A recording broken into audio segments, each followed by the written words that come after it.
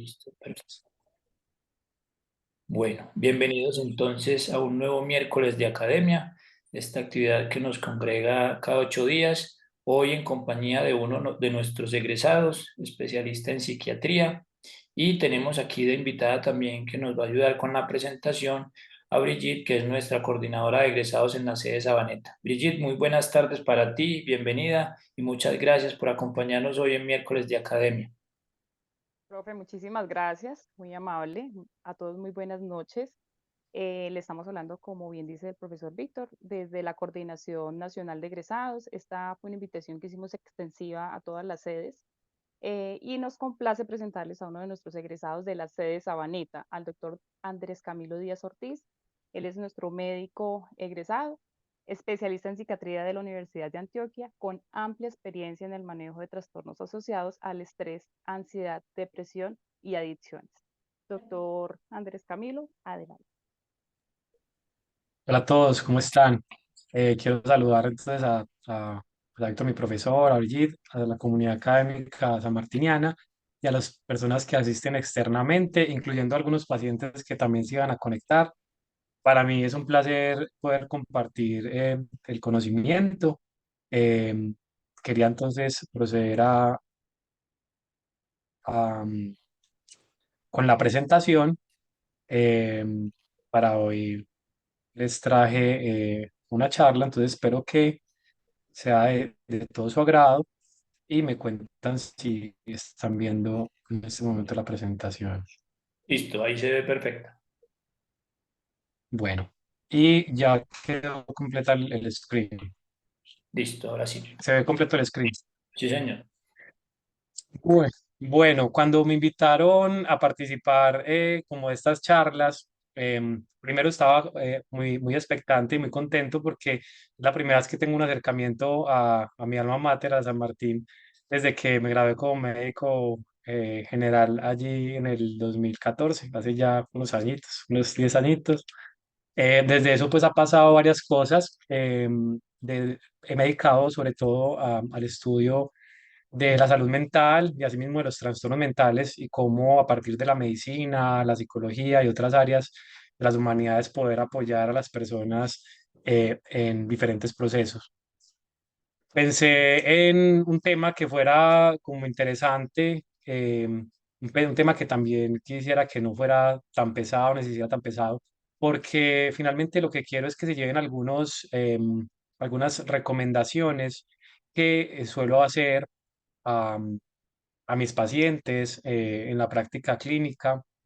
El estrés es una condición que está asociada en todos los trastornos en psiquiatría, que hace parte de la vida misma. Y quería dejar como claro algunos aspectos conceptuales inicialmente, pero va sobre todo dirigida a algunas estrategias, podríamos decir como terapéuticas, aunque el estrés en sí no es como una enfermedad, pero más bien como de abordaje, em, cuando se presenta. Entonces, aquí tengo una imagen, es una imagen que si ustedes la ven, los estudiantes creo que se pueden sentir muy relacionadas, al menos yo me siento muy relacionado con esa imagen cuando estudié en el pregrado. Eh, Mucho que hacer, mucho que aprender, mucho que resolver eh, y poco tiempo, sí, mucho cansancio. Y eh, el tema es que, así como sucede con los estudiantes, pues realmente eso no acaba cuando uno termina de estudiar, ¿sí? Se viene la carga laboral, ¿sí? Entonces primero era estudiando, aprendiendo, ya después cómo poner esos conocimientos en la práctica, pero también darte cuenta que hay un montón de factores que no puedes controlar o presión laboral, la presión del ambiente mismo. Vivimos en un ambiente altamente caótico, ruidoso, que interfiere mucho con los estados de tranquilidad y que constantemente está haciendo que nos tengamos que adaptar a ese nuevo ambiente. Hablando de las situaciones familiares, por ejemplo, sí, no todas las personas tienen un ambiente, digamos, óptimo para la salud mental y también están sujetas a temas de discusiones familiares, sí, de venires económicos. En síntesis, todo el tiempo estamos enfrentándonos a situaciones adversas y mm, ahí aparece lo que nosotros llamamos el estrés, ¿sí? Entonces, el estrés ha sido ampliamente utilizado como de una manera, digamos, como muy genérica para referirse a muchas cosas. Por ejemplo, cuando la gente habla de estrés, puede estar hablando de que está ansiosa, puede estar hablando de que está cansada, puede estar hablando de que no aguanta más, puede estar hablando de que tiene muchos conflictos consigo mismo, con su entorno. Pero entonces yo quisiera que marcáramos la parte conceptual, que estrés es una un proceso de adaptación, ¿sí? Es un proceso en el cual el cuerpo está buscando volver como a su armonía, ¿sí? Volver a ese estado de homeostasis, que es el estado como de equilibrio.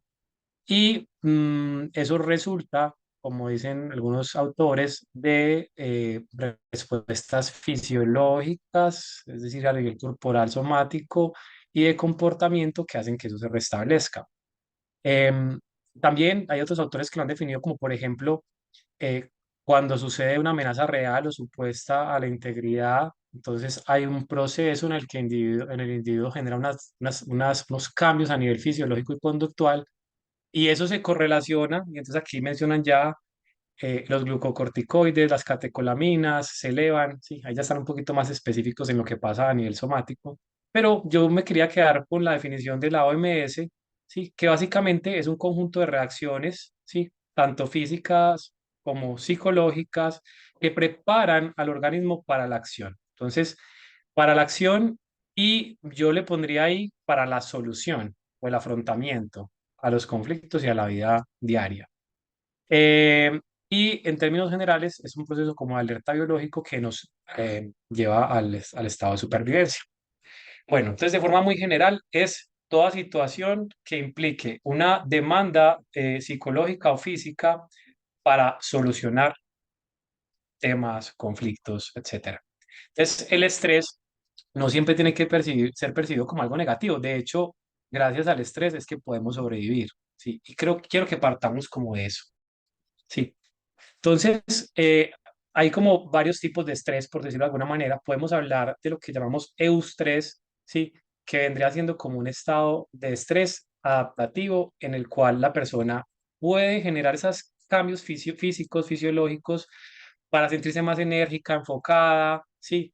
Para poder asumir los retos de lo que está sucediendo a nivel de diferentes áreas de su vida, pero también podemos hablar de distrés, que ya está alterado, toda esa homeostasis se va como perdiendo, eso muchas veces asociado a estrés crónico, y vamos pasando a algo que se llama distrés, donde ya empieza a haber fatiga, sentirse exhausto, ¿cierto? O cansado finalmente de todo lo que se está haciendo. Entonces, como podemos ver, el estado de calma sin estrés hace que, que podamos desempeñarnos, pero no al mismo nivel que cuando estamos estresados. Entonces, vemos que el estrés es algo bueno en general, pero desde que sea un estrés. Cuando ya hay un distrés, baja nuestro desempeño. ¿Listo? Em, a nivel general, quería conversar sobre la fisiología del estrés. Primero quiero decir que cuando uno habla como de la fisiología del estrés, creo que se está metiendo como en un tema demasiado amplio porque ahí hay factores que son no solamente endocrinos, sino que también son neurológicos, ¿sí? Que tiene que ver incluso con el sistema intestinal, que conversaremos un poquito del tema. Eh, Absolutamente todo lo que cambie el funcionamiento del cuerpo infiere en ese estado de homeostasis y está relacionado con el estrés. Pero digamos como que de una manera muy general, lo primero que observamos es un sistema, ¿sí? Que es el eje hipotálamo, hipófisis adrenal, que se activa ante ciertas situaciones en las que tenemos que responder, ¿sí? A adaptarnos ante una situación, y se da una serie de procesos endocrinos donde hay factor liberador de corticotropina desde el hipotálamo hasta la hipófisis anterior, y en la hipófisis anterior ya hay liberación de una corticotropa, y eso va a la corteza adrenal donde va a producir el cortisol. Y el cortisol, digamos que es la hormona que más se ha relacionado con la respuesta al estrés. ¿Sí? Em, entonces, gracias al cortisol se pueden generar una serie de cambios fisiológicos que permiten esa adaptación, pero no solamente ese estímulo produce un aumento de cortisol, sino también de otras catecolaminas, como por ejemplo la norepinefrina, que también es encargada de esa respuesta fisiológica. Veamos, por ejemplo, cómo ese sistema hormonal puede impactar también sobre sistemas neurológicos, principalmente el sistema neurológico, el sistema autónomo, eh, donde podemos observar dos tipos de respuesta. Entonces, tenemos la respuesta simpática, que como sabemos es la respuesta ante el estrés, ¿sí? Donde mi cuerpo se está activando para responder, y la parasimpática, que es cuando ya se equilibra todo este sistema y ya entra como en calma. Entonces, todo ese sistema de cortisol, de catecolaminas, prende lo que llamamos el sistema simpático, ¿sí? Y el sistema simpático va a producir una serie de respuestas. Aquí hablo sobre todo como a nivel muy conductual, relacionado con el tema físico, que son las cuatro Fs, ¿sí? En inglés: fight, de pelea o enfrentamiento; flight, de huida; freeze, que es de quedarse congelado; o face, que es de afrontar. Entonces, por ejemplo, este sistema, que es un sistema muy primitivo, que está en muchas especies, eh, está muy primitivo porque nos ayuda como a protegernos. Entonces, por ejemplo, el instinto de pelea hace que ante un peligro reaccionemos de una forma en la que nos enfrentemos a ese peligro y minimicemos ese peligro, lo sometamos. También está la huida, que es cuando el peligro es tan fuerte o la situación es tan estresante que lo que hace el sistema es decirte: no, no puedes enfrentarte a eso, te supera, entonces huye de ahí.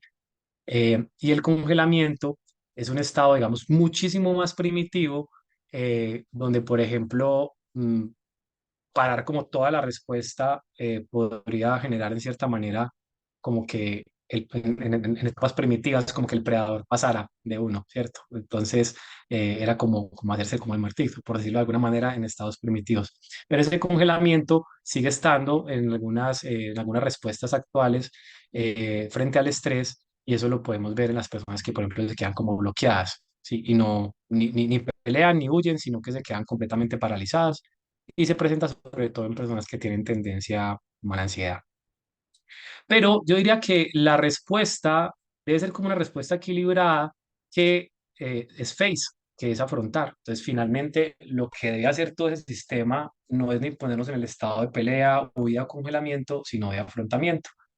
Y volviendo al tema fisiológico, pues ese afrontamiento va a hacer que se generen ciertos cambios a nivel de todo el cuerpo, que se está como adaptando al peligro. Entonces, por ejemplo, cuando hay una situación de peligro, entonces el corazón empieza a latir mucho más rápido, aumenta la tensión arterial, todo esto para poder que haya mucho más flujo sanguíneo. Por ejemplo, se puede experimentar cambios a nivel, mucha gente refiere que siente como cambios a nivel del epigastrio, como si hubiera un vacío, y es porque están fluyendo todas esas presiones arteriales hacia los órganos vitales, ¿sí? Puede haber, por ejemplo, cambios a nivel pupilar para poder enfocar bien, ver mejor. A nivel, por ejemplo, de todo el sistema del intestino, nos está preparando es para pelear, entonces no es un momento para comer ni para tener eh, pues deposiciones, en fin. Este sistema entonces lo que hace es que físicamente respondamos mucho mejor ante ese peligro. Y una vez que ya ha pasado ese peligro, aparece todo lo que es el sistema parasimpático a regular esa respuesta, y entonces la persona entra en un estado de tranquilidad. Ese cambio entre simpático y parasimpático está siendo como de forma constante, y es lo funcional, es lo normal y lo adaptativo. Pero no solamente todo eso está mediado por temas a nivel fisiológico, porque finalmente esto deben haber como unos factores que generen estas respuestas. Entonces, yo diría que la respuesta también la debemos tener desde afuera.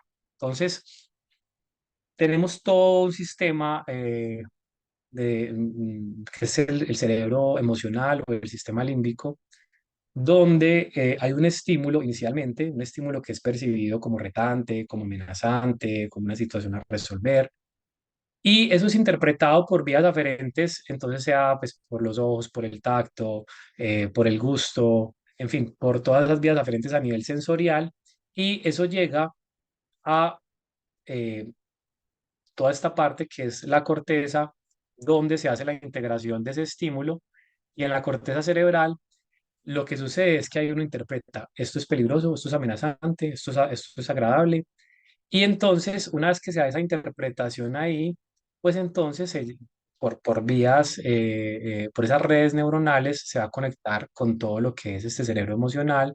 En las amígdalas, por ejemplo, se produce todo el tema emocional, lo que es la respuesta a ansiedad, la ira, la tristeza, etcétera. También hay un correlato a nivel como del hipocampo, que es un área encargada de la memoria, también mucho la memoria emocional, entonces también se va a interpretar cuál era la respuesta o cuál era la relación emocional que yo tenía frente a ese estímulo. Entonces eso puede hacer que, por ejemplo, si yo me estoy enfrentando, por ejemplo, a un tema económico, pero yo también he tenido problemas económicos en el pasado donde ha sido muy difícil, tiene sentido que mi cerebro emocional me haga reaccionar de una manera muy parecida al pasado o con una respuesta con mucho mayor miedo, etcétera. Entonces vemos que aquí también entran a jugar los factores psicológicos en la respuesta al estrés y también todo lo que tiene que ver con el pensamiento, donde se almacena el recuerdo del pasado, el recuerdo racional, pero también el recuerdo emocional. Eso va a implicar también la forma en la que se va a afrontar el peligro. ¿Sí? Esto digamos como a nivel como muy general. Pero metiéndole un poquito más como de complejidad, ahorita se está hablando mucho del eje intestino-cerebro y es que nos hemos dado cuenta, pues nos hemos dado cuenta, no, la gente que ha investigado este tema y las personas que hemos estado como leyendo pues, sobre esto, eh, sabemos que el 90%, por ejemplo, de la serotonina, que es un neurotransmisor que, por ejemplo, cuando está elevado en el cerebro, la serotonina genera estados de tranquilidad, de bienestar, está en el sistema intestinal, sí, el 90%. Y hay un correlato en que situaciones de estrés, como lo vimos anteriormente, pueden alterar todo lo que es el funcionamiento digestivo, pero también la forma en la que nos alimentamos, ¿sí?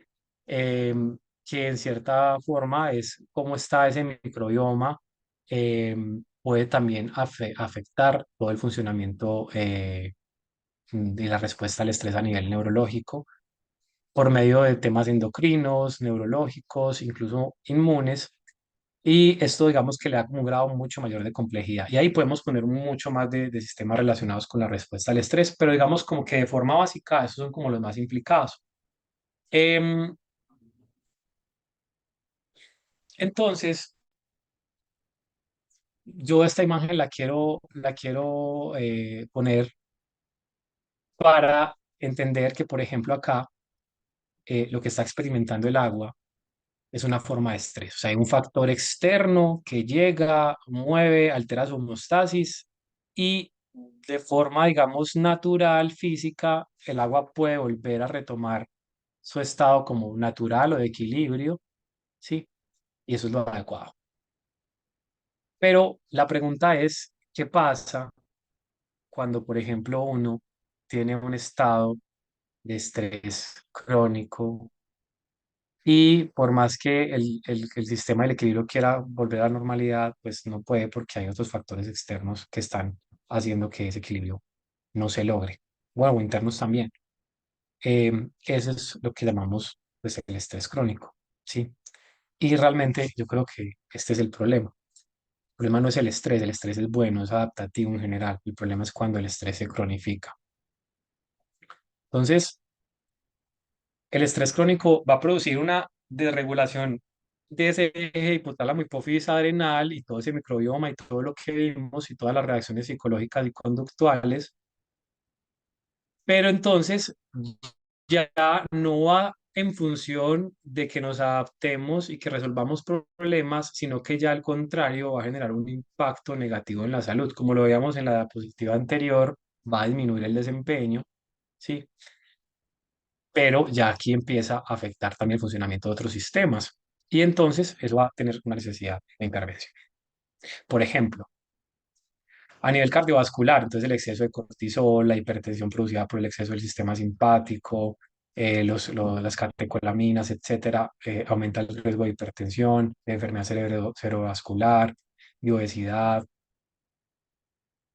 En la parte digestiva pueden haber cambios en el apetito. Generalmente el estrés baja el apetito, pero también hay otras formas como de revocar esa homeostasis en las que las personas bajo estrés buscan comer, por ejemplo, dulces, carbohidratos, que aumentan, por ejemplo, su dopamina, que es otro neurotransmisor muy implicado como en el placer, en el gusto, pero es algo como transitorio, ¿sí? Pero en general hay temas de disminución del apetito, o diría yo como del apetito adecuado, pues acerca de la alimentación adecuada.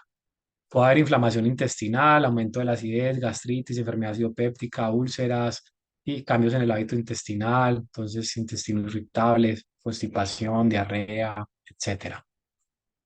A nivel inmunitario, primero hay una elevación del sistema inmune, pero incluso cuando llega a un nivel crónico, todo eso se suprime y puede llegar incluso a estados de inmunosupresión, que es bastante peligroso.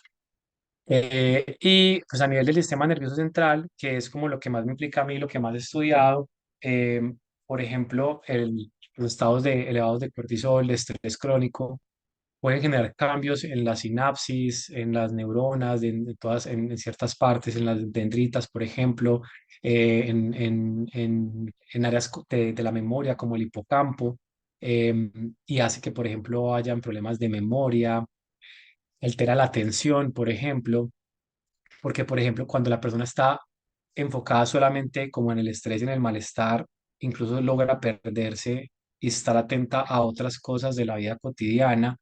Y entonces quien no almacena la información, quien no está atento, pues pierde también la capacidad pues no tiene la capacidad de evocar, mejor dicho.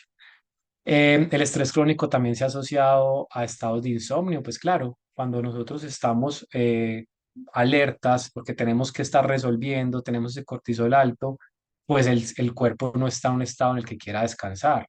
Entonces todo el tiempo va a estar en estado de alerta y aparece el insomnio, ¿sí?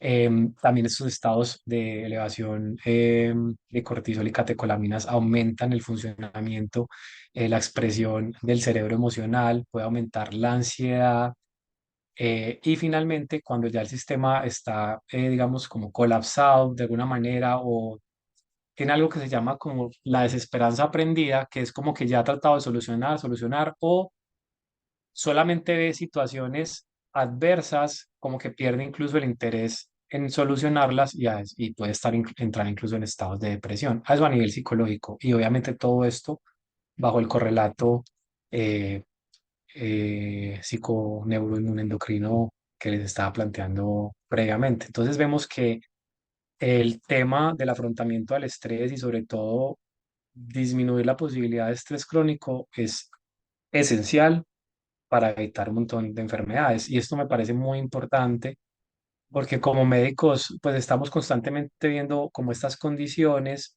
y nos podemos quedar muy enfocados en la intervención eh, que llamamos como río abajo, entonces como le tratamos la situación, el problema de la ansiedad, le tratamos el insomnio, le tratamos la ansiedad o en el caso de otras áreas, la hipertensión, ¿sí? Yo he tenido pacientes, por ejemplo, que llegan a mi consulta, que hipertensión de no, le hacen los exámenes, todo normal, que hipertensión esencial, y después de hacer, por ejemplo, el enfoque, controlar el estrés, bajar los niveles de ansiedad, se le quita la hipertensión. Entonces, realmente era una hipertensión esencial.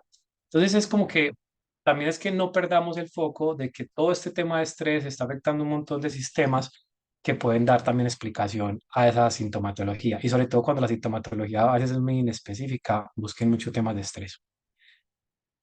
Entonces, bueno, la charla va dirigida sobre todo como a cómo afrontar el estrés. Realmente creo que es un tema bastante amplio. De esto hay de todo. Yo creo que con la pandemia esto tuvo un boom. Todo el mundo está buscando cómo regular su estrés. Eso apareció de todo.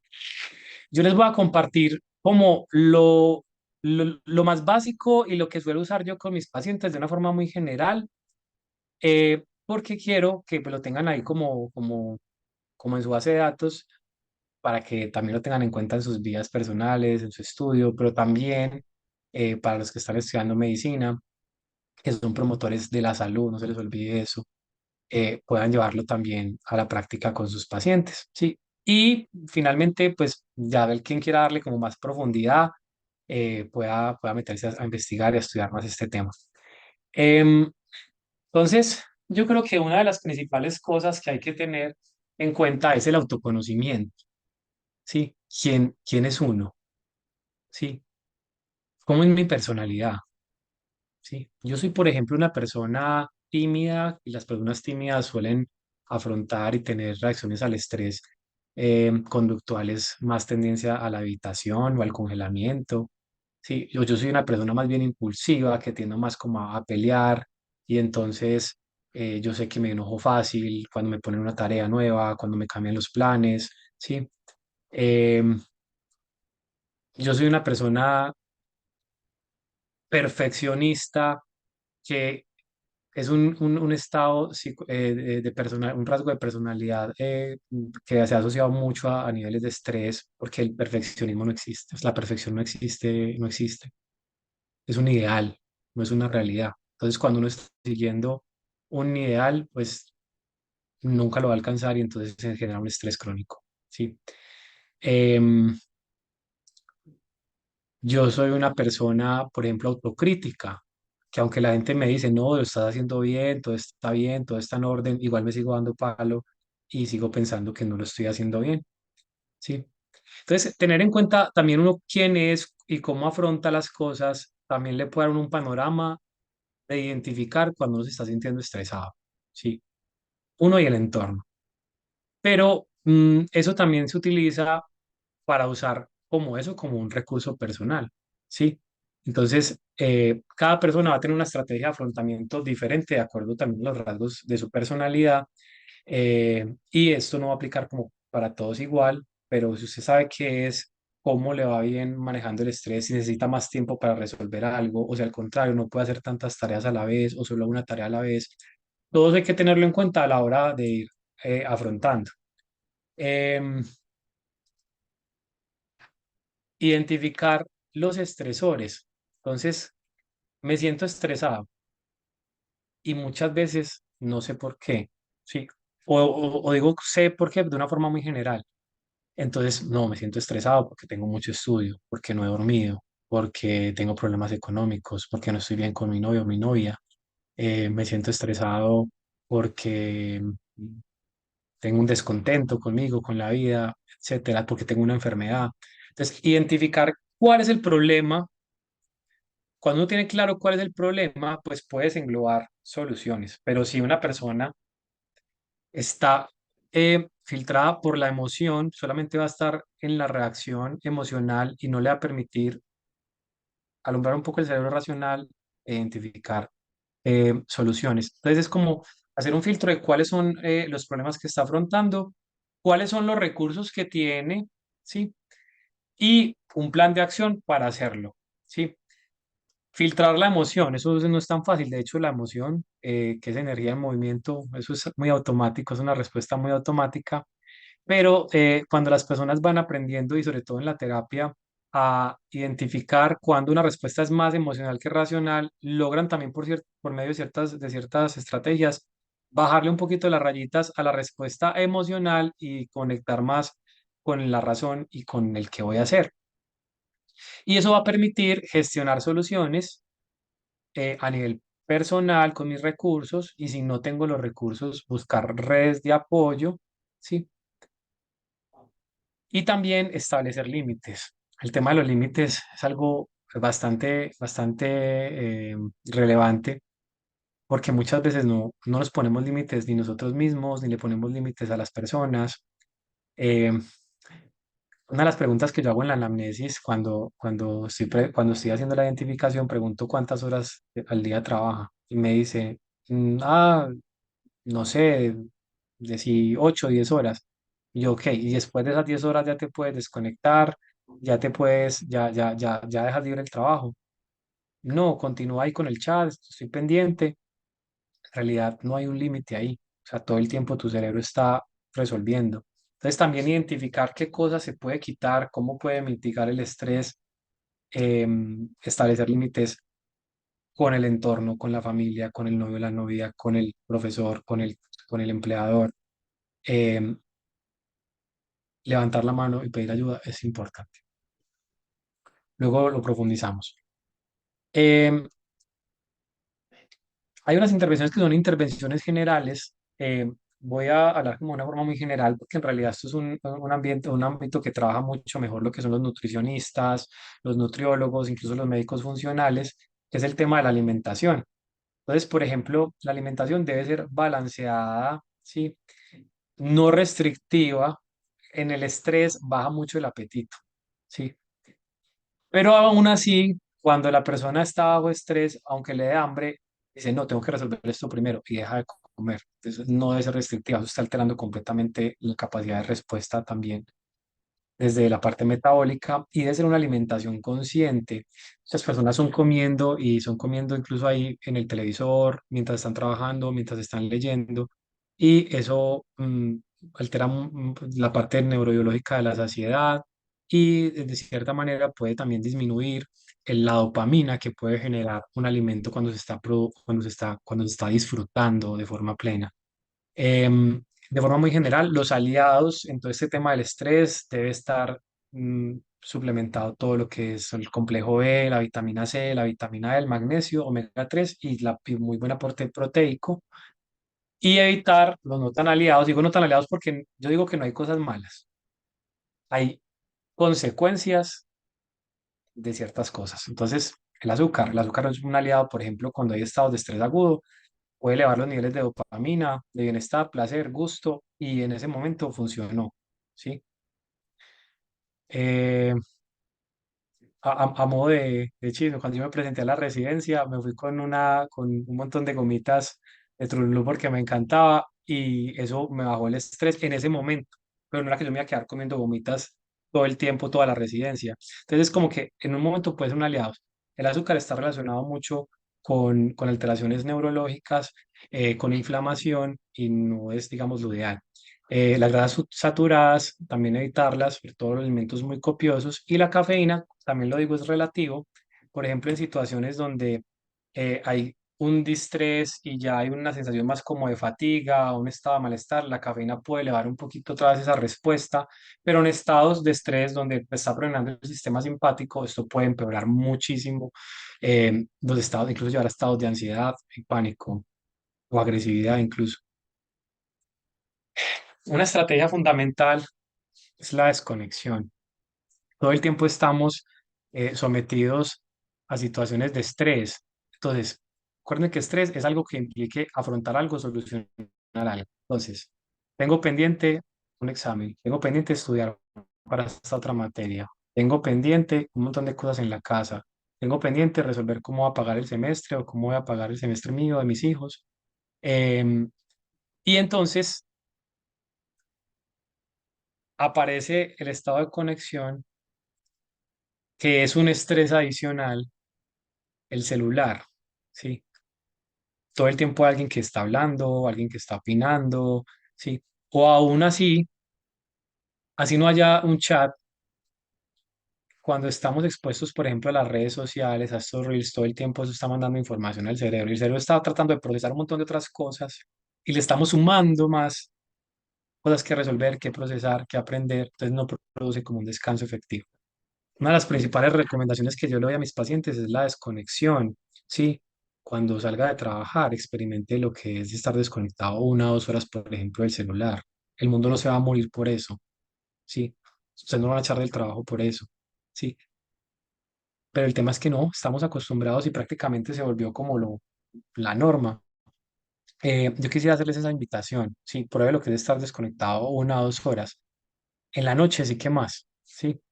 En la noche lo veía con un paciente esta semana.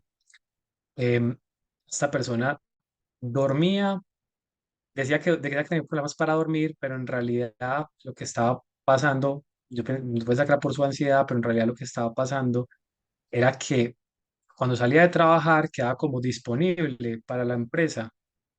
Y él decía, pero es que igual a mí no me llaman, pero pues yo lo tengo es por si me llaman. El cerebro ahí está procesando que está trabajando, está estresado. ¿sí? Entonces, es como trabajar en esas pequeñas cosas, pequeños cambios en estilo de vida que pueden impactar significativamente a nivel del bienestar, por ejemplo, en el tema de la desconexión. Con respecto al sueño, una persona que no duerme bien es una persona que no vive bien. ¿Por qué? Que nos pasamos 2 tercios, nos pasamos gran parte de la vida durmiendo. ¿Y por qué será? Porque necesitamos esos momentos de sueño para reparar todo lo que es el sistema neurológico, el sistema inmune, el sistema endocrino. Entonces, cuando uno tiene un buen patrón de sueño y está cumpliendo como esa cuotica, entonces ya cumplí la cuota de la alimentación, estoy cumpliendo la cuota del sueño, disminuye mucho el estrés. Entonces, los estados de insomnio que están relacionados con aumento del cortisol, eh, también pueden perpetuar el aumento del cortisol. Entonces se vuelve como un círculo vicioso. La recomendación es tener horarios establecidos que van basados en los ciclos circadianos. Nosotros estamos hechos para funcionar en el día y dormir en la noche, ¿sí? Y por más que uno diga, no, es que yo trabajo toda la noche y duermo en el día, uno nunca va a tener un sueño tan reparador como los asociados a los ciclos circadianos de forma normal. Em, Esto para los médicos es bastante complejo, ¿sí? Porque pues muchos hacen turnos, ¿sí? Y eso hace parte como de la vida cotidiana. Entonces hay que gestionar mucho por otros niveles también estos estados de estrés. Pero para la población en general que no hace turnos, tener un patrón de sueño establecido es importante. ¿Cuáles son las recomendaciones usuales que le hace uno a las personas para tener un patrón de sueño? Es establezca un horario de sueño, levántese temprano, no se quede en la cama, acuéstese a una hora determinada, desconéctese para poder que su cerebro empiece a interpretar, no voy a resolver absolutamente nada más, que el espacio y el entorno sea lo más adecuado posible, evitar el ruido, que sea cómodo, confortable en el tema del clima. Hay algo que se llama el condicionamiento. Sí, el condicionamiento es que uno educa al cerebro para decirle, esta es la hora de dormir, este es el espacio para dormir, este, y eso lo hace uno cuando tiene un espacio que es el mismo espacio, que es el mismo lugar, que es la cama. Y entonces, si uno utiliza la cama para otras actividades que no son solamente dormir o la actividad sexual, el cerebro no sabe para qué es esa cama. Entonces, pues, si la cama es para ver televisión, si la cama es para trabajar, si la cama es para ponerse a pensar cosas. Entonces, la recomendación es, si usted ve que no se puede quedar dormido, levántese de esa cama cuando hayan pasado 15 minutos, o no estar mirando el reloj, váyase para otro lugar, haga un ejercicio de meditación, haga alguna cosa que digamos que lo relaje un poco y ya cuando sienta sueño vuelva a su cama. Y así tenga que repetir este ejercicio 1000 veces, va a haber un momento en que sí o sí, cuando usted toque cama, va a dormir profundamente. Y entonces ahí empieza el fenómeno del condicionamiento. Su cerebro va a entender que la cama es igual a dormir. Entonces hay dos estímulos que se están relacionando. Em, entonces, no usar la cama, sino para dormir y para tener actividad sexual. Debe ser un sueño entre 6 y 8 horas aproximadamente. Menos de 6 horas no está tan chévere, más de 8 horas tampoco. Mucha gente cree que dormir mucho es bueno, pero no. Cuando uno está durmiendo también hay mucha actividad cerebral y eso también es cansón. Entonces se recomienda como ese lapso. Todos tenemos diferentes horarios de sueño, pero esos son como los estándares para tener una salud mental, que sean ininterrumpidas y sobre todo usted sabe que está durmiendo bien porque al otro día se levanta sin que descansó, ¿sí? Ahora la pregunta que les quiero hacer a los muchachos es ¿cuántos tienen esa higiene de sueño? Yo sé, sí, yo sé que estudiando medicina es difícil, también pasé por eso, pero lo que les quiero decir es que así como el estrés no tiene que ser crónico, ¿sí? Eh, Uno puede buscar estilos de vida que no lo lleven a eso más adelante, ¿sí? Em, o también buscar de que de alguna manera, si eso hace parte de tu estilo de vida, entre comillas, te toca, porque es la vida que escogiste, hay que buscar otras formas de regular. Y entonces ahí tenemos, por ejemplo, el ejercicio, ¿cierto? Las personas que hacen actividad física regular, ¿sí? que digamos la que tiene más evidencia para todo este tema del estrés y temas cardiovasculares es 3 veces por semana, mínimo 30 minutos, ¿sí? Entonces son 90 minutos, 90 y 120 minutos semanales, pero deben estar distribuidos en la semana. Debe ser de intensidad moderada. Entonces recordemos que la intensidad leve es, por ejemplo, como caminar, uno usualmente no se cansa, no suda. La intensidad moderada es en la que uno ya está como sudando, se activa el sistema simpático y la intensidad ya alta es cuando, por ejemplo, ya uno se cansa y tiene que parar por la fatiga. Entonces, de intensidad moderada se recomiendan como caminatas, trotes, el cardio, etcétera. Pero es muy importante que sea algo que sea placentero, ¿sí? Pero resulta que pues no siempre es placentero porque nosotros estamos diseñados como para ahorrar energía y uno ahorra energía durmiendo en la casa. Eh, pero primero hay que generar el hábito, ¿sí? Entonces las personas pueden empezar diciendo no quiero, no puedo, no siento motivación y entonces no generan ese hábito y finalmente se pierden todos los beneficios del ejercicio. Pero está comprobado que por el mismo condicionamiento que hemos estado hablando, pero estás con el ejercicio, cuando tú empiezas a ir y lo empiezas a hacer parte de tu rutina, te empieza a hacer falta. Y también eso se correlaciona con unos temas biológicos y es que cuando uno hace ejercicio está haciendo varias cosas. La primera, pues está gastándose todo ese cortisol y todas esas catecolaminas que están circulantes, que le están sobrando a uno. Además de eso, está mejorando el estado de respiración y de oxigenación, y eso oxigena también la corteza frontal. La corteza frontal es la que le permite a uno tomar decisiones razonables y buscar soluciones. Pero también hay algo muy importante y es que cuando uno está haciendo ejercicio, está haciendo una actividad, pues su ideal de conciencia plena. Estoy concentrado solamente en lo que me produce el ejercicio. Y entonces ahí está filtrando un montón de ruido de otras áreas y se siente el descanso. Este paciente que les conté de que permanecía conectado todo el tiempo en su mente porque trabajaba y estaba disponible, me decía, el único momento en el que yo siento que descanso es cuando estoy en el gimnasio. Claro, porque como hacía un tema creo que de CrossFit o algo así, estaba completamente desconectado, no podía tener el celular a la mano. Entonces miren qué tan interesante esto. Em, mm, Cuando las personas consultan y están empezando, por ejemplo, un proceso de universidad y hacen ejercicio y me dicen, no, pero bueno, igual primero voy a estudiar y ya luego miro qué hago con el ejercicio, yo les digo, no, me gustaría que el ejercicio fuera una cuota que no dejes atrás porque te va a ayudar mucho a estar menos estresado, a mejorar toda tu capacidad de razonar, de memorizar. Entonces es un aliado dentro de tu proceso de estudio. ¿De qué le sirve a uno estar estresado, estar muy estresado, bajando el desempeño, la atención, la memoria y decir, así se tarde mucho más horas a dedicarle unos 30 minutos, una hora al ejercicio, que eso va a cumplir la cuota de mejorar tu atención, tu memoria, ¿sí? También tu estado de placer, ¿sí? Cuando el ejercicio aumenta también dentro del sistema endocannabinoide, la anandamida, que es el endocannabinoide endógeno, y también produce una sensación de bienestar y de placer. Entonces, no lo echemos en saco roto, ¿sí? Y que esto haga parte de la salud mental. Bueno, voy a ir un poquito más rápido. Eh, Actividades placenteras, ¿sí? ¿Usted qué le gusta hacer? Sí, me gusta pintar, me gusta patinar, me gusta hacer. No deje de hacer esas cosas, sáquele el tiempo, sáquele el tiempo. Sí, eso es inversión, eso maneja, baja el estrés, sube la dopamina de forma también natural. Entonces, que sean actividades que sean conocidas, que ya sé que me generan bienestar, pero también le sugiero que a veces uno no sabe que le gusta porque no lo ha descubierto, no porque no exista.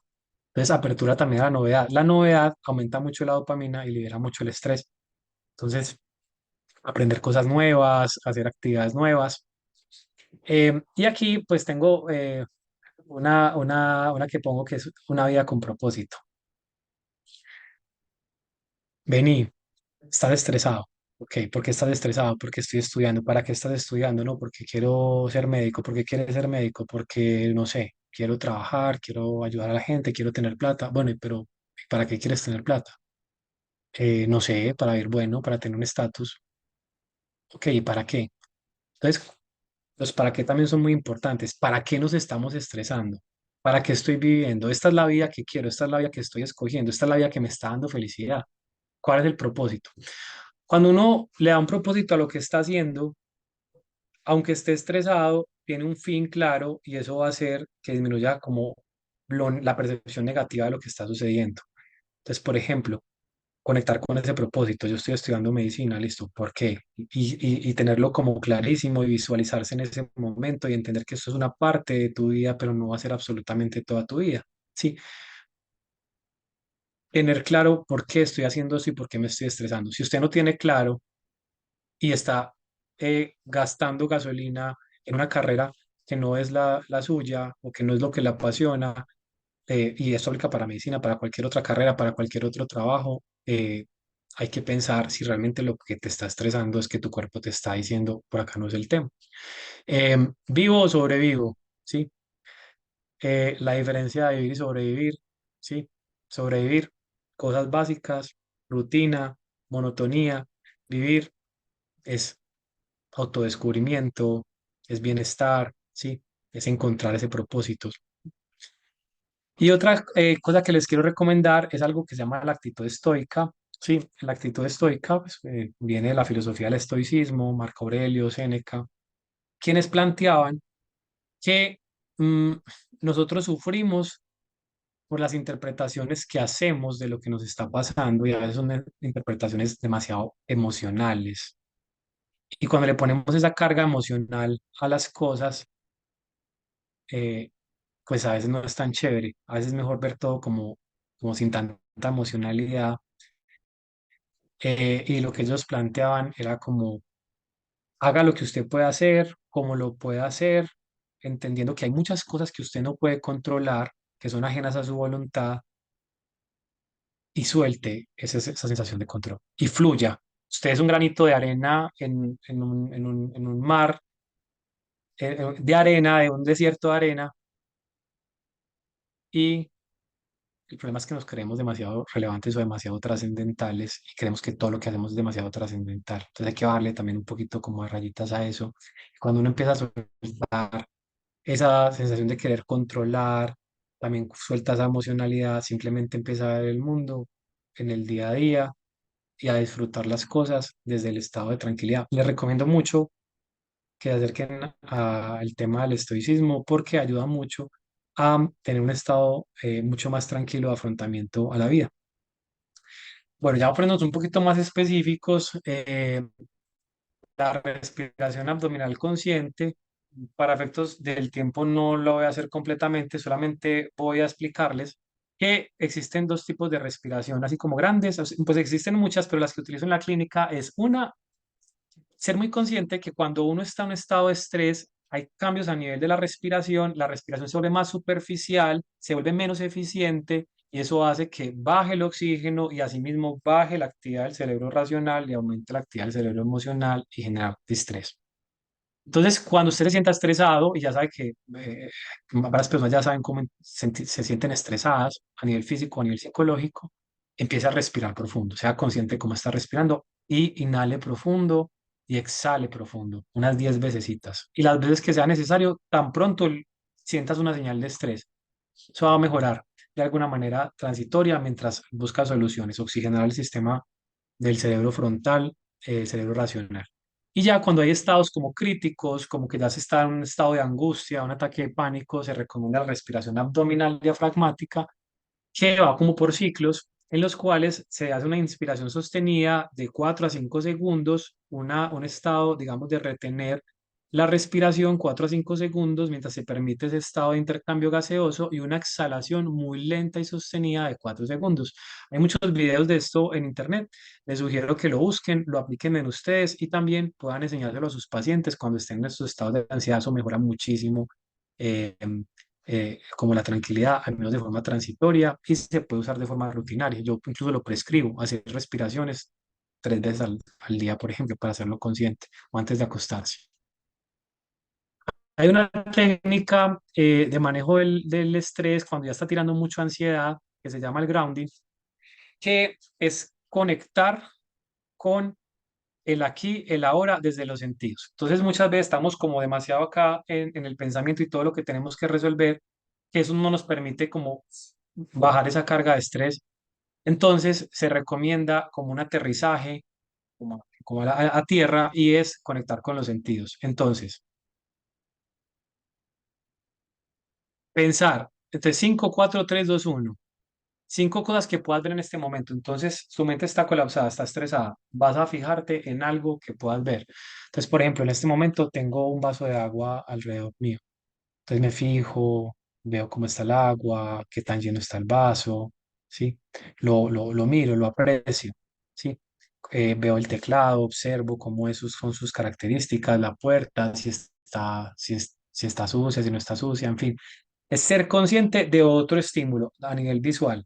Lo mismo pasa con la modalidad de tocar, entonces sentir la textura de algo, por ejemplo, descalzarse los pies y sentir el frío, sí, lavarse las manos y sentir el agua, las texturas de la ropa, eso lo aterriza a uno como en la realidad. Lo mismo pasa con la modalidad auditiva, la modalidad olfativa y la modalidad gustativa.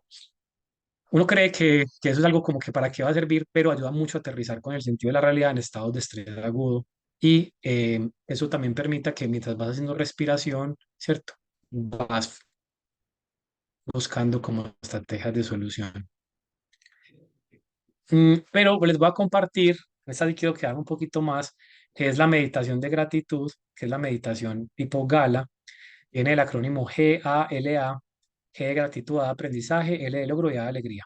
Pues resulta que hay estudios que han mostrado que las personas que experimentan más gratitud por sí mismos, por su vida y por lo que les pasa, a pesar de que no sea eh,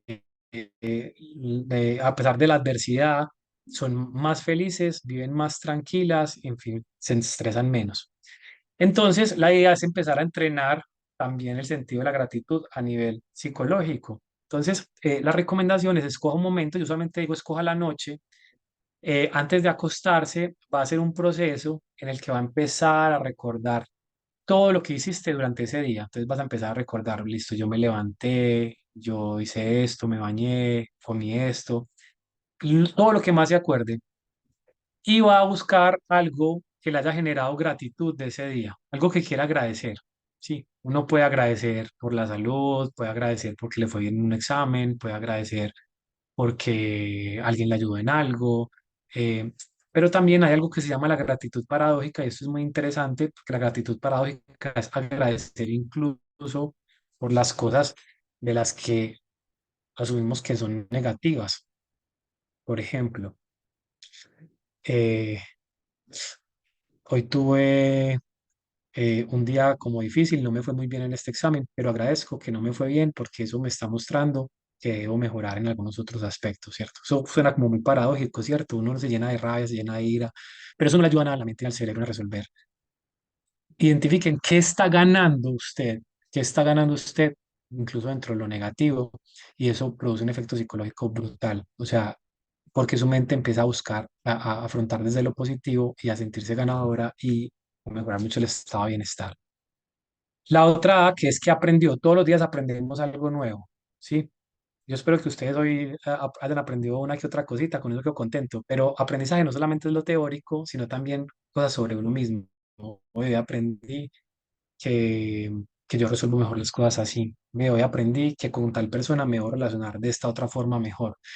Un aprendizaje es un nuevo dato que te permite como te da la sensación de que estás creciendo como persona.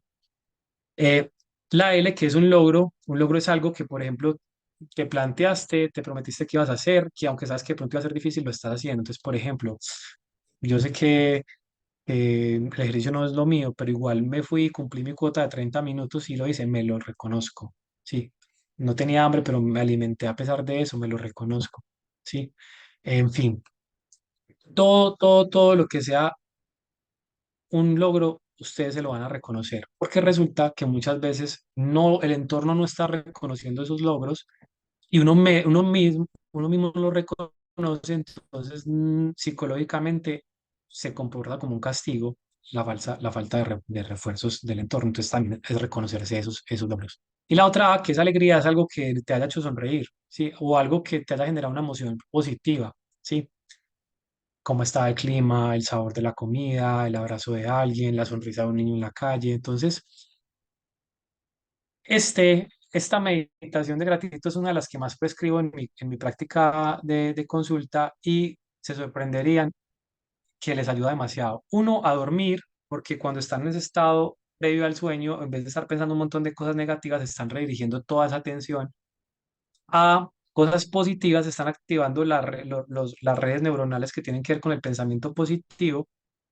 No solamente eso, sino que además está mejorando su capacidad de atención y de memoria, porque la memoria se empieza a consolidar también durante el sueño y entonces como estoy evocando cosas del día cercanas al sueño, pues estoy siendo más consciente de lo que viví. Y no solamente eso, sino que por el tema del condicionamiento, cuando ya tú estás haciendo esta meditación de forma rutinaria, al otro día tu cerebro va a estar más atento a agradecer a lo que aprendiste o a estar más ávido de qué aprender, a reconocerse las cosas positivas y a las cosas que le generan alegría, porque el cerebro, cuando uno le pone a trabajar, pues él empieza a funcionar mucho, ya casi que queda condicionado, como una forma muy automática, muy implícita. Entonces, esta es una de mis meditaciones favoritas. Aquí tengo otra, sí, no me va a quedar mucho en esta, pero es supremamente buena, es la meditación meta o meditación de bondad amorosa, ¿cierto? Que viene del budismo.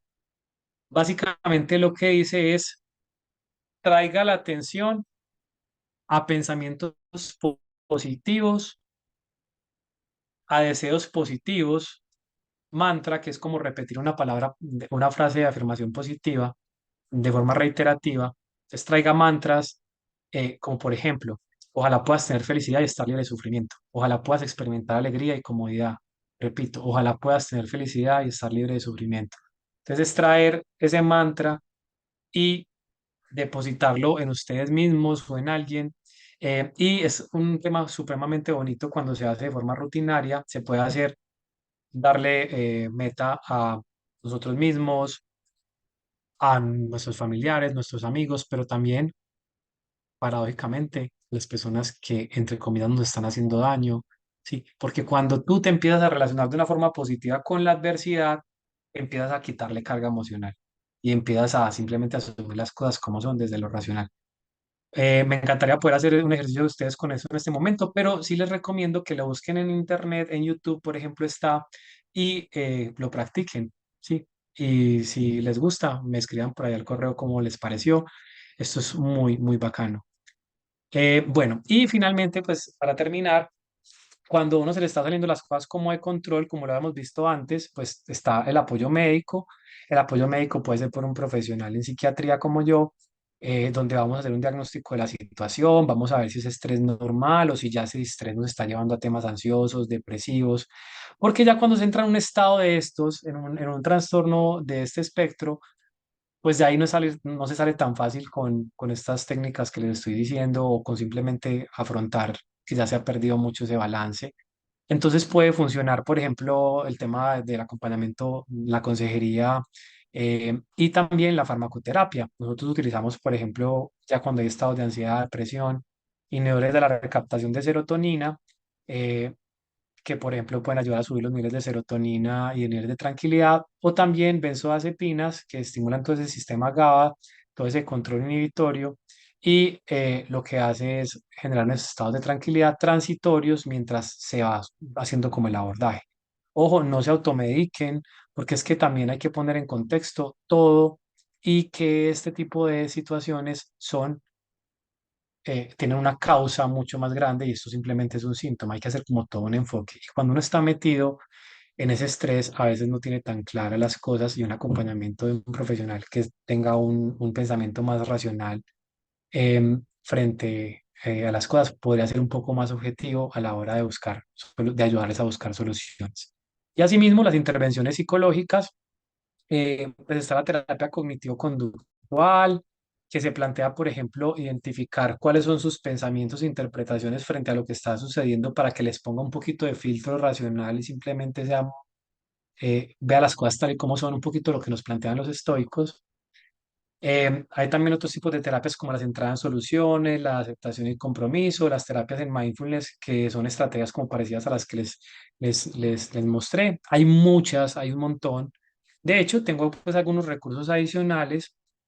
Les recomiendo la guía para la meditación de Netflix, es súper buena, es muy bacana, ayudó mucha gente en la pandemia. Creo que hizo algo muy bien Netflix con esa plataforma, guía para el buen dormir. Y dentro de los libros está 50 técnicas de mindfulness. En esta pueden encontrar la meditación tipo Gala, por ejemplo. Yo la aprendí ahí y me ha revolucionado mucho la intervención con los pacientes. Hay muchas otras que se pueden utilizar en temas de ansiedad, depresión, estrés y dolor físico. Les recomiendo mucho Hábitos Atómicos, me parece que es una joya de libro, porque también parte del estrés es por una suma de malos hábitos y también se dificulta tener buenos hábitos para generar factores de protección frente al estrés. Súper bueno ese libro, porque no se lo ha leído. Y el pequeño libro El Estoicismo, que puede ser un libro introductorio a toda esta filosofía, eh, cuando uno se sale como de la caja y empieza como a leer otras cosas y a ver otras cosas, eso le puede ayudar mucho a uno en la vida. Eh, ya para, pues como ir cerrando, eh, muchas veces nos sentimos como solos, como sin saber qué hacer, pero quiero decirles que a pesar de toda esa oscuridad que se pueda percibir en algún momento, allá afuera hay un mundo en el que se puede vivir la tranquilidad, que se ve bonito, que se siente bonito, a pesar de todo. Y cuando ustedes empiezan a conectar realmente con eso, se van a dar cuenta que todo el resto de las cosas fluye mejor. Em, Espero que esta charla pues haya sido como de su gusto. Aquí les comparto mi contacto. Me pueden seguir en las redes sociales como @psiquiatra.camilodíaz. Este es mi contacto de WhatsApp para que me pregunten, pues sus preguntas también las hagan si nos alcanzamos a responder. O también si quieren comentarme algún caso, remitirme pacientes o los puedo apoyar en cualquier situación. Y bueno, así doy como por terminada mi charla y quedo abierto a la discusión.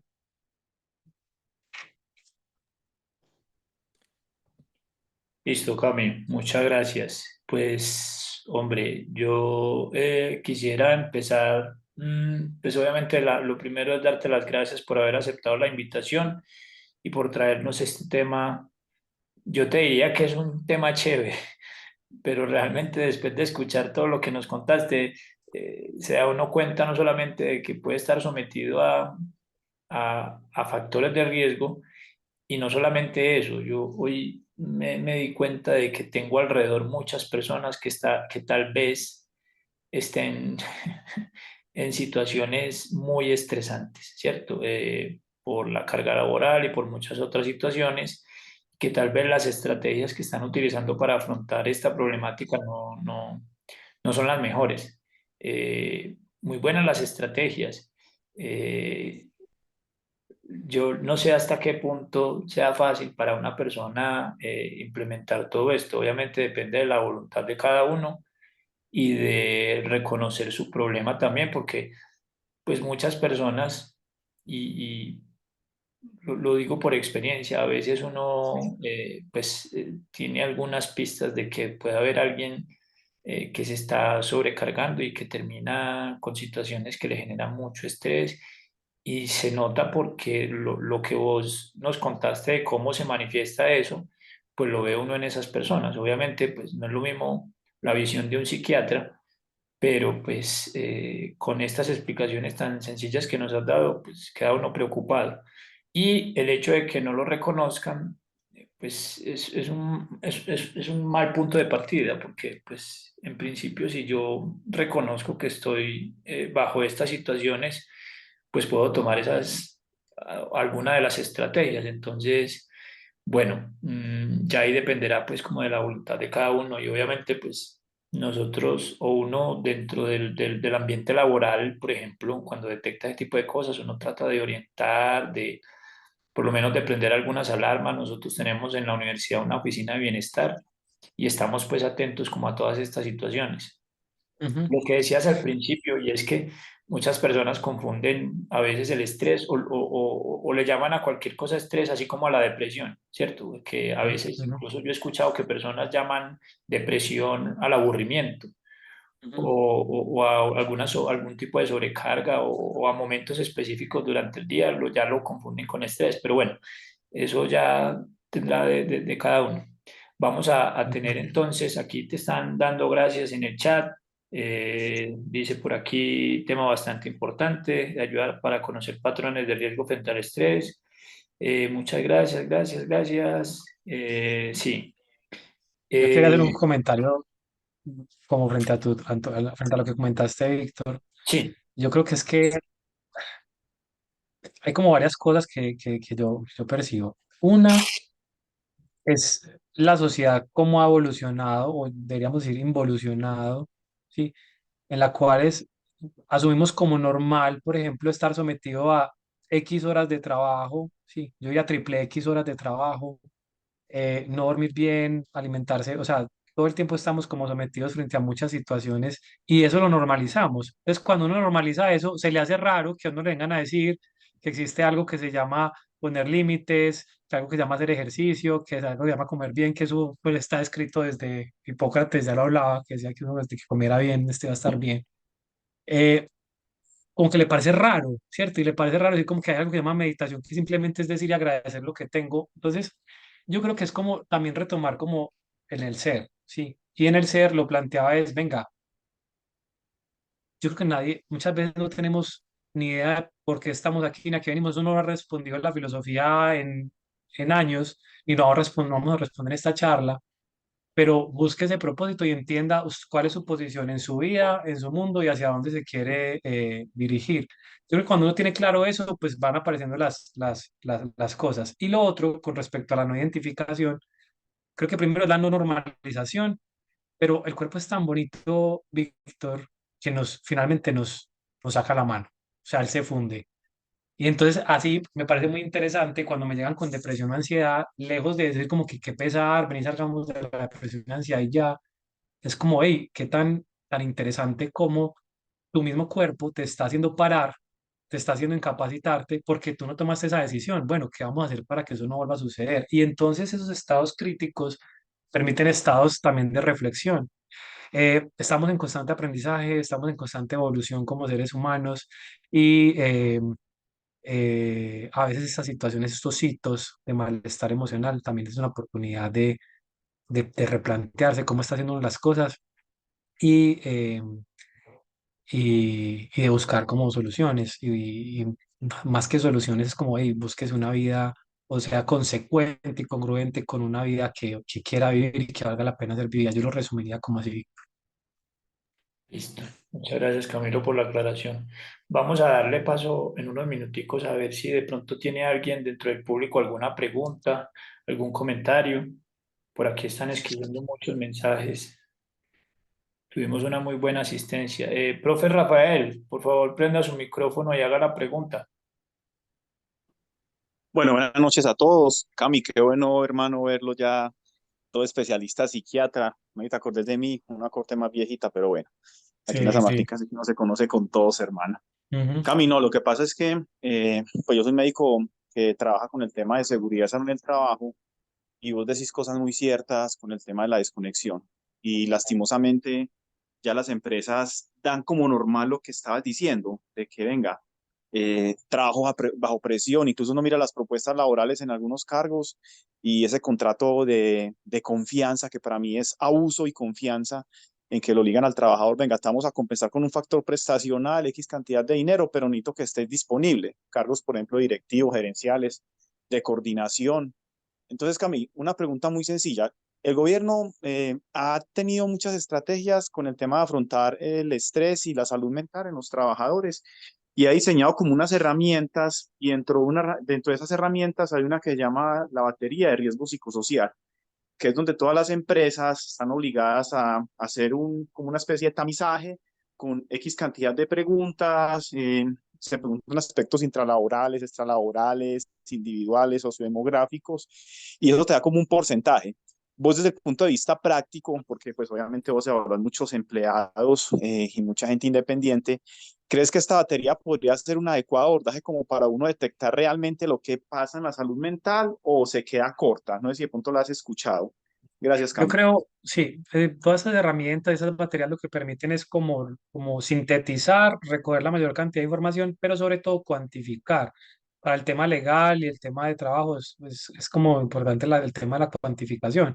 Pero yo creo que todo eso está en el marco como de un análisis como más crítico, ¿cierto? Yo creo que puede ser útil para dar una dimensión del problema, pero todas las herramientas tienen como sus problemas, ¿cierto? Son operador dependiente, ¿cierto? También tienen sus problemas a veces de densidad, especificidad, etcétera. Em, yo creo que es útil, ¿cierto? Pero también es como cuál es el enfoque que le quieres dar a ella. Y eso da cuenta también de algunos ítems y cómo intervenir según los ítems que estén como alterados, ¿cierto? No sé cuál ha sido tu experiencia, por ejemplo, Rafael, en ese tema, con esa batería. Pues lo que pasa es que lastimosamente uno se encuentra ya en la práctica que las empresas lo que buscan es como dar el cumplimiento legal y es como que venga, contrato al psicólogo especialista en seguridad en el trabajo, déjeme el documento, ya esto lo monto yo para los requisitos básicos del sistema de gestión y listo, chuleo el punto.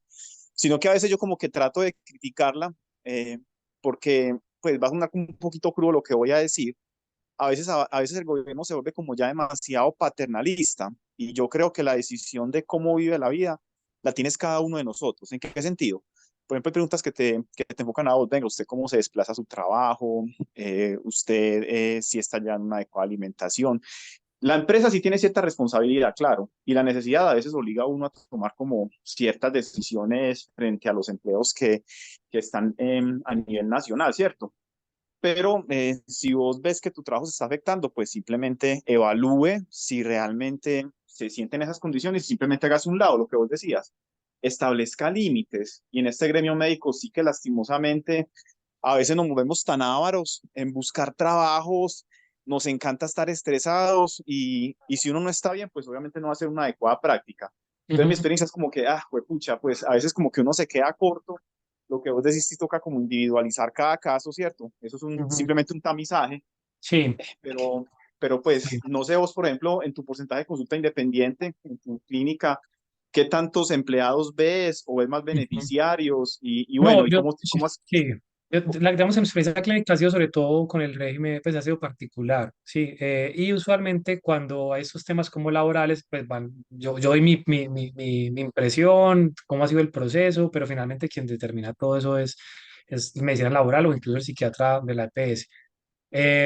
Pero digamos que la percepción mía ha sido como que en general em, hay situaciones de mucho riesgo, pues en los trabajos se normaliza y no es sino como hasta cuando ya aparece el tema ansioso depresivo, donde ya hay una incapacidad que ya se va volviendo reiterativa, ahí sí prende las alarmas del sistema, que es una intervención más en el problema y no preventiva. Entonces, esa es como pues, mi percepción en general. Y también creo que hay muchas cosas que no estamos viendo. Yo creo que es como una punta de una vez, pero hay mucha gente que lo normaliza y que vive así. O sea, es que es increíble. Eh, cada vez que hablo con alguien, la cantidad de gente que normaliza unas situaciones muy adversas a nivel laboral es impresionante. Entonces creo que hay como de todo, Rafa. Sí, Listo, hermano, no, muchas gracias. Oiga, profesor, si escucho ese comentario no, y ojalá que aquí esté la decana también y que esté todo el cuerpo administrativo de la San Martín. Ahí me disculpa ser tan directo, pero bueno, hay que plantear, ¿cierto? Si uno no, está Así bien es. mentalmente, eso es lo que uno transmite a los estudiantes. Pues obviamente yo no es que sea la persona perfecta mentalmente, pero sí, hay cosas que sí tenemos que pulir. Eso es importante y es importante también que la asistencia sea la que tenemos incluso a esta hora que ya nos pasamos de las 7 Cami, y todavía la gente está conectada y está atenta a los comentarios. Yo les puse ahí en el chat, porque yo desde que leí eso, yo quedé con un rayón con el tema del trabajo y de lo que estamos discutiendo, porque realmente a veces, Rafa, ni siquiera son los mismos empleadores. Obviamente uno entiende que hay abuso a veces, ¿cierto? Pero el tema, por ejemplo, del éxito es una cosa bien jodida y bien complicada. Tal vez Camilo tiene mucho mejor manejo de esas temáticas, pero hoy la gente con ese tema del éxito es que yo, por ser exitoso, entonces me sobreexijo y me someto a una cantidad de situaciones, por ejemplo, lo que mencionaba ahorita Rafa de lo laboral. Nosotros tenemos un egresado y yo lo regaño de frente y le digo, hey, te vas a terminar dañando la vida, urgentólogo, y tiene como 3 trabajos. Entonces nunca tiene tiempo de una pola, de una cerveza, porque yo le digo, hey, cervecita o qué. No, es que, y me dice que, ¿qué vas a, por ejemplo, en estos días le pregunté, y ¿sabe qué me contestó Camilo? ¿Qué vas a hacer el 10 de julio o algo así, una fecha por allá, yo no sé cuándo? Y yo, sí, ¿cómo así, sí, huevón? Para tomarme una cerveza con bonito, espera hasta el 10 de julio, no me jodas la vida. Pues sí, yo definitivamente con eso no. Y lo que describe este man que es de origen asiático, pero es alemán, ¿cierto? Es uno de esos filósofos modernos que ve la sociedad que estamos viviendo hoy. Él dice es que nos estamos estresando demasiado, pero nos estresamos a veces nosotros mismos. Puede que en el trabajo suyo ni siquiera le exijan tanto, pero usted se está sobreexigiendo y se está sometiendo a esos estresores, ¿cierto? Y a veces confundimos el tema del éxito, porque yo a este, el del 10 de junio, de julio, yo no sé cuándo fue que me dijo, le digo, para mí éxito es estar sentado en la hamaca en el balcón de mi casa tomándome una Club Colombia negra y fumándome un cigarrillito. Para mí eso es una cosa que no la cambio por nada. Pero pues obviamente eso, la percepción, como lo dice este autor, de eso nos está generando un estrés que nosotros mismos nos imponemos. Él dice, a veces no es de Claro, afuera, es usted mismo claro, el que se claro, sobreexige y el que se somete a sí. esas situaciones de estrés. Hay muchos factores psicológicos. Quería mencionar algo, ay, ya pues qué pena ahí el tiempo, pero No, tranquilo. algo que se llama, que es descrito como la carrera de la rata, eso está en el libro Padre Rico, Padre Pobre, que Ujú. es, entonces, pues, trabajo para tener dinero, para tener un montón de cosas y ya después sostener el estilo de vida, me toca trabajar mucho más y entonces uno se convierte en la vida dando un giro, porque entonces aparecen deudas y tengo que seguir trabajando para pagar deudas. Entonces, hay algo que pasa en el cerebro humano y es que nunca está satisfecho. Eso es un principio de realidad en los seres humanos. Nunca estamos satisfechos. Entonces, si usted no se pone también límites, es muy rico no tener límites y querer ir más allá y todo eso hace parte también de la evolución, pero vuelvo y te digo, evolución o involución, porque entonces eso se vuelve un saco sin fondo y hasta dónde hemos llegado, ¿cierto? La sociedad del hiperconsumo, de las autoexigencias, del querer tener un montón, pero ¿para qué? Si igual todos nos vamos a morir, igual se puede morir mañana y ¿para qué sirvió todo ese trabajo? Y yo estoy muy de acuerdo contigo, Víctor, cuando uno empieza a ser feliz en el día a día con las pequeñas cosas, cuando aparecen las otras, se siente como una ganancia adicional, pero hay que tener también, utilizar un poquito más también como los estándares de vida y no dejarse sesgar por lo que nos dice la sociedad, que son los estándares de vida. A eso voy yo, creo que es como la tercera vez que lo digo. Conózcase usted, busque su propósito y qué es lo que a usted le gusta y lo hace feliz. Listo, de acuerdo. No sé si tengan alguna otra pregunta, alguna otra inquietud, comentario. Hay todavía muchas personas por aquí conectadas.